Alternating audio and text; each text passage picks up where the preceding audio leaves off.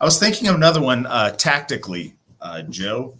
So in my career bouncing, I have tactically altered perception when dealing with folks.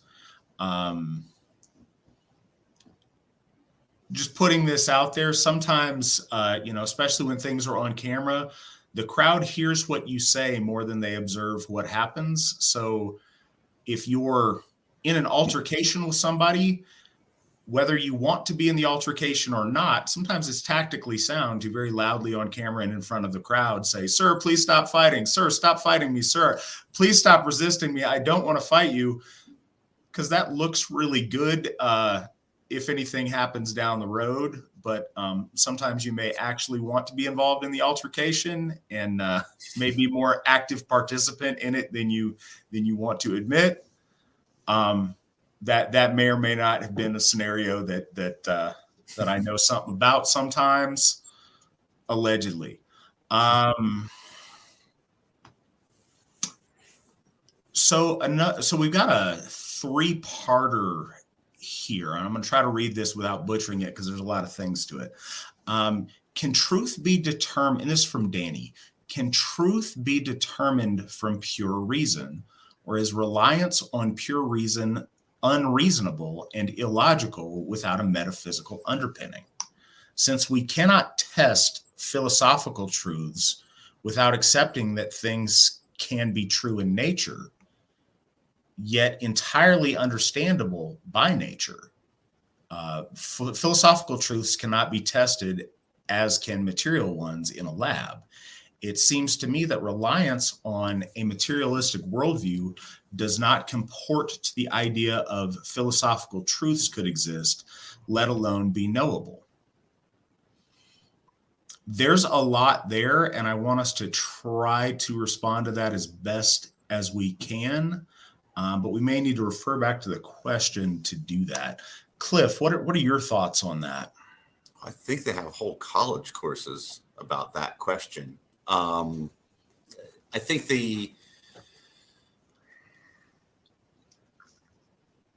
I guess the answer is yes. I mean, there are truths that you cannot prove directly anyway. So it's correct that that rational reasoning or that scientific methods may not be able to verify some truths. It may be worth the attempt, though, because we probably don't know which ones those are until actually going through the process. I mean, this is a question where we could go to Plato, or we could go to discrete mathematics and start drawing truth tables, and there's just a lot in that question. I think if you're asking, can we determine if the existence of the gods is true, we can observe evidences of that. We know that they're true because we see things in our lives and in the world that indicate that, yes, they exist. But I don't think you're going to get,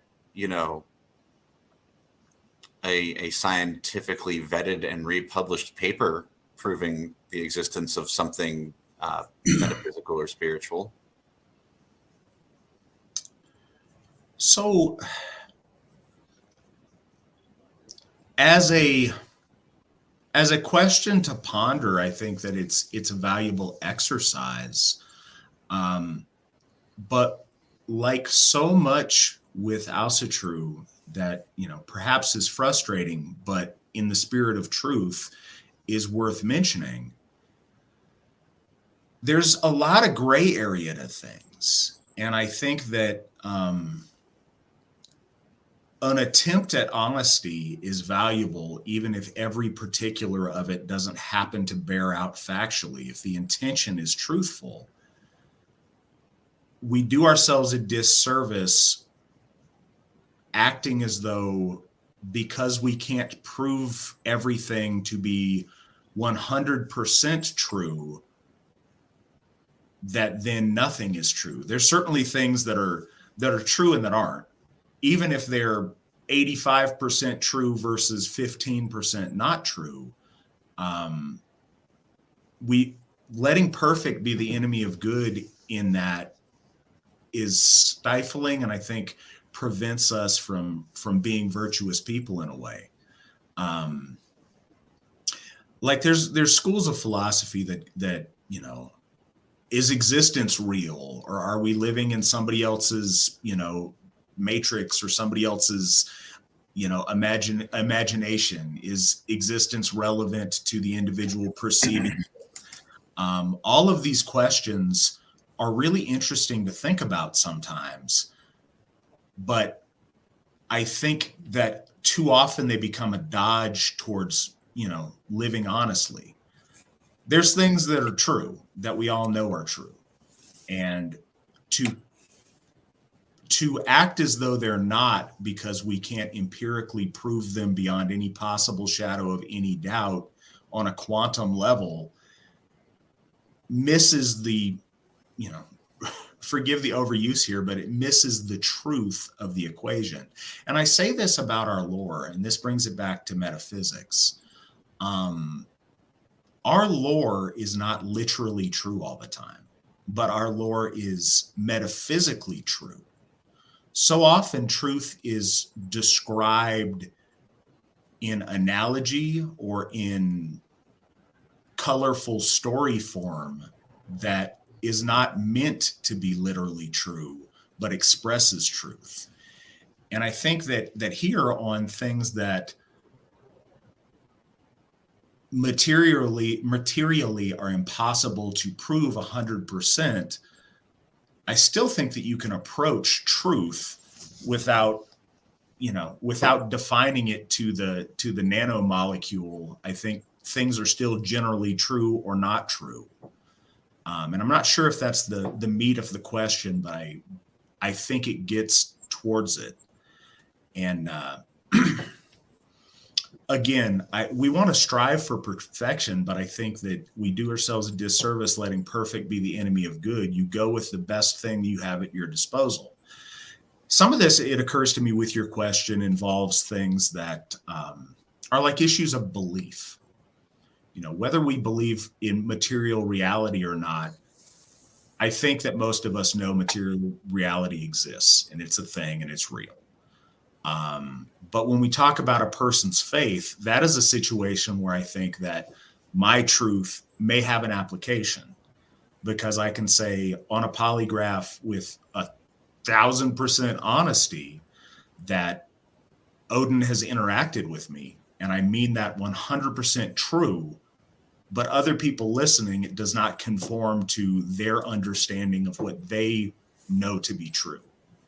And same in the inverse with things. So I think that's a gray area that perhaps does touch on what you're talking about and on the previous question in a different way.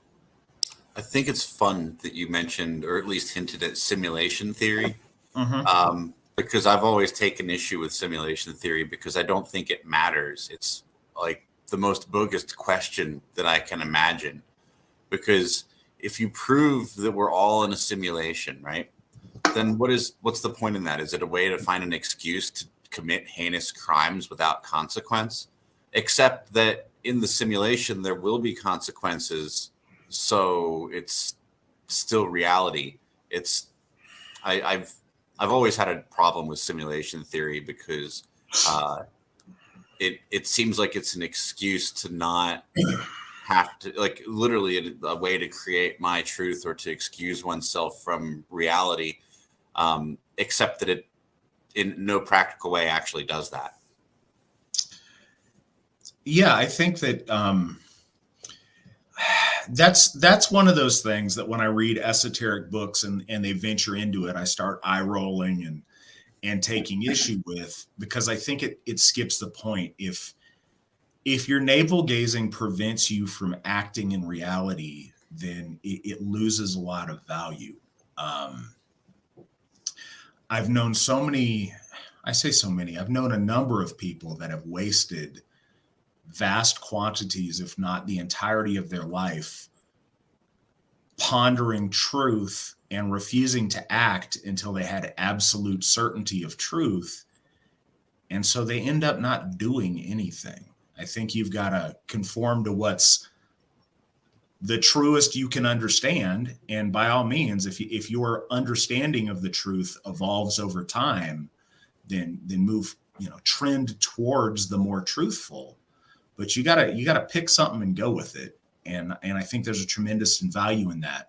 And as far as truth plays into what I just said, it's important to be honest with ourselves on things that we don't know. If we think something's mostly correct, to still maintain in our mind the openness of reevaluating it for truth, I think that honors our virtue that we speak about, and also is a very useful skill for us to have. And it's hard for a lot of people. I know it takes practice to have that.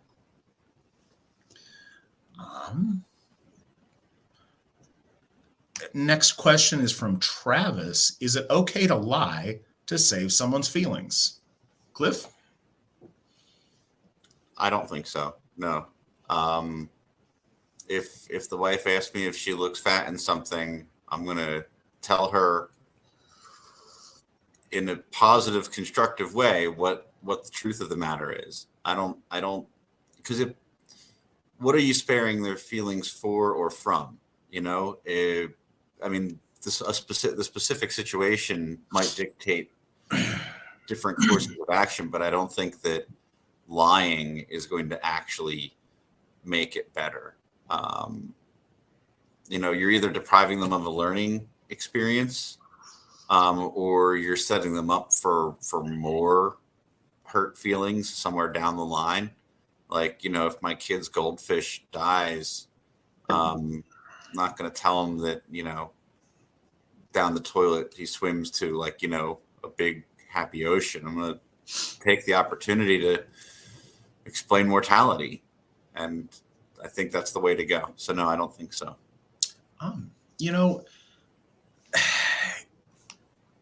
Is it okay? I mean, it certainly is understandable. And I understand the impulse to it. And I think as far as the hierarchy of horribly evil things you can do, saying something nice to spare somebody's feelings that's untrue is probably pretty low on that list. But I agree with Cliff. And I think that here's where the art comes in. There's ways to tell people truth that are kind and that are uplifting. He mentioned the common, hey, do I look fat in this dress thing that I think that all of us men have been in similar, if not the exact situation about that. I'll always answer that honestly, whether anybody wants to hear it or not, because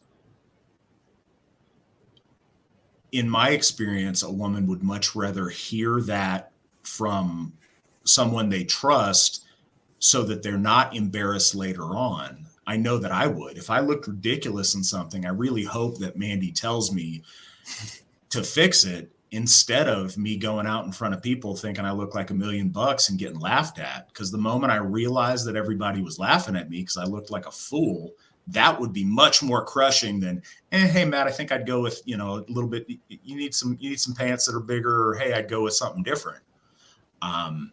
Honesty helps there. And the specific, so I appreciate he followed this up with a specific scenario. He said, what if they were dying and a lie would bring them comfort?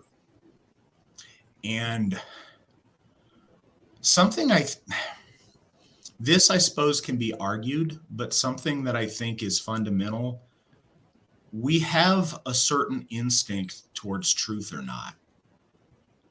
And there's a value that I get when I know someone's telling me the truth that I don't get when I feel like somebody's telling me something that's false. Again, is it okay? I certainly get the impulse, but I would rather tell that dying person something truthful, but also give them truthful encouragement. And you can always find something positive to say that's true. Sometimes it may be more challenging than others, But you can say, well, unfortunately, no, but, and then tell them something that is truthful and they can hold on to and have. And I would say this, I would much rather go out with my friend telling me something honest than feeling like my friend lied to me on my deathbed. I have some friends that are EMTs, and something that they shared with me across the board at different times. This is just something that I think is true among people in, medical or emergency services. Is like, if you have somebody in the back of your ambulance and they're like, "Am I going to make it?" You don't just say yes if they're not going to. You say something positive, but you don't just, yeah, everything's going to be fine. Don't mind, the catastrophic injury, because they already know the answer, I think. Secondly, don't rob somebody in your scenario. And again, context is everything, and it can be a million different ways. But telling somebody they're going to make it instead of, no, you're dying. Yeah. You're robbing them of the chance to make peace with things, or to bear that themselves in a dignified way. They're not getting that option if they don't know the truth. If they don't know the truth, they can't act upon it. This is assuming they have some time to act. Again, it all depends on the circumstance, but I still think as a kindness to someone you care about, it is more kind to be honest than to treat them dishonestly in an attempt to spare their feelings. Yeah, I think they said they would say something along the lines of like, we're on our way to the best care, or something true, but that's not like, a guarantee for something they really can't guarantee. Well, here's another thing that people may want to be cautious about too when we talk about truth. Don't ask questions you don't want the answer to. I think that's another one. When you ask somebody for truth, you can't be mad when they give you truth. I remember Do it that all the time, though. well, as an afterthought, I had my spleen removed in 2001. And it was my first big major surgery. And they were about to put me under to take my spleen out. And I asked, like, what are the odds that I don't wake up from this? And they're like, about 16%. Boom. And then they put the, yeah. And I didn't really want to hear that. That's higher odds than I wanted of not making it out of it. And, fortunately I was in the 84% that do make it, but that was probably would have been better if I didn't ask the question. We have over in the side chat that the genes do not make someone fat. It's the fat that makes them look fat. And I think that also tends to be a truth. But yeah, so, and I think this is a fun conversation tonight. And I think it veers in some places that our conversations on here don't always go. Vril Vanier, are there valid reasons for the gods to be untruthful to us? Comforting lie / keeping us safe from harm? Or would they rather be bluntly truthful and have us face the problem head on? It's a really interesting question. Cliff, what are your thoughts on it? Well, I don't know the minds of our gods, so I'm going to have to just, I guess, say yes. But as far as, what they would prefer or motives, I think that it would take a level of hubris for me to assume that I could speak for them in that way. So I am very proud of you, Cliff, that you answered that way. I want everyone in AFA leadership to answer that way, because piety dictates the gods can make rules for us. We don't make rules for the gods. I'm not sitting where they sit. I don't know what they know. and I don't have the authority or the appropriateness to dictate the bounds of what our gods can and can't do, or should and shouldn't do. I think it would be impious to impose that upon them. Now, what I will say is, in my understanding, our gods certainly want to encourage truth and facing truth courageously. That seems to be something that is fundamental. And they want us to rise to circumstances with a certain amount of courage and stoicism, even when we know that an outcome isn't what we want. So I think that the gods certainly encourage truth amongst us and want us to be able to respond. If we are presented with an easy hand and comforting lies, it takes away our opportunity to act with virtue, to act with several of our noble virtues, with perseverance and pushing through adversity, with courage by being afraid of things and still acting. The more the gods are dishonest to us, the more we're unable to live up to those standards that they want us to have. So I think that generally speaking, no, the gods don't want to function out of dishonesty to us.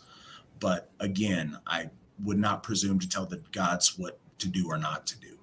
And I think if we look at our lore, the gods are certainly capable of deceit. They have employed it against Jotuns on numerous occasions to their own benefit. I think that what we think they want for us, and what we think their agenda is, are not always in alignment with what's real. When we talk about praying and asking for things from the gods, this comes up sometimes, in that if you are, I said in the previous show that I was on, I think that when I'm asking for something for myself, that I go to my ancestors, because I think that they have a much more direct concern about my individual well-being and that of my immediate family than that say Odin or Thor would, because Odin's busy worrying about the universe and all of our folk with a capital F, and all of the Aesir and Ragnarok and all of these other, he's got a pretty busy plate. And, whether or not I get a raise, or, whether or not the car makes it home, or some of these smaller things that people are, inclined to, petition our gods for, I don't think that it even the details like that necessarily come into their much grander plans. And if it does, it's not in a way that I would understand. If somehow my car breaking down delays Ragnarok, then I guess that's what's going to happen, but I probably will never know. Filthy Heathen. Sorry if this has been asked, came in late to the stream. Is truth absolute, or can truth evolve? What do you think, Cliff? Truth is absolute. Our understanding of truth evolves, or lack of understanding, which is probably more accurate. Yeah, absolutely. I think that our ways of describing truth hopefully trend closer and closer to perfection. I think there's ways to understand truth generally, and as we evolve in our understanding, to be able to narrow down the specific depth and breadth of those truths in different ways. But truth is absolute and it's objective. Truth exists whether we can articulate it or understand it correctly or not. Something is either true or it's not. Ali asks, what is the biggest truth one can tell or show someone to bring them home? It's a good question. Cliff, what do you think the biggest truth one can tell or show somebody that would bring them home to Asatru is? Asatru is your birthright. Your ancestors literally are still alive in your blood, in your DNA, and those ancestors are a physical link back to our most ancient ancestors, the gods and goddesses. So you said tell or show, and this is critical here because I don't think that telling, by all means, tell them this, but I think that showing is the only way this really works. The gods are real and listening.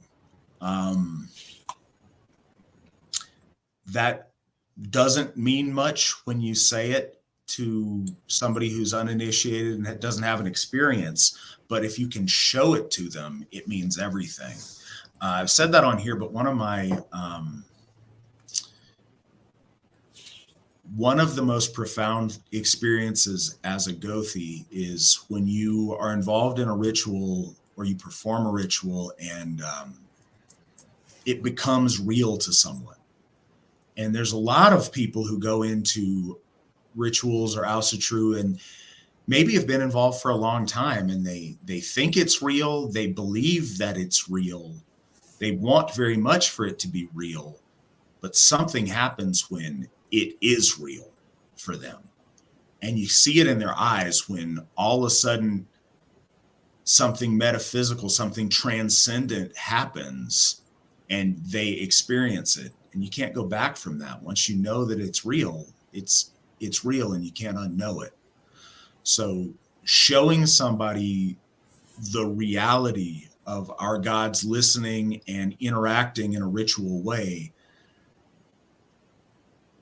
I think that is the most effective thing to bring them home if you can facilitate that happening. And that's not just something that you can show them. It's something the gods have to show them. I mean, I think that I do a good job in bloat.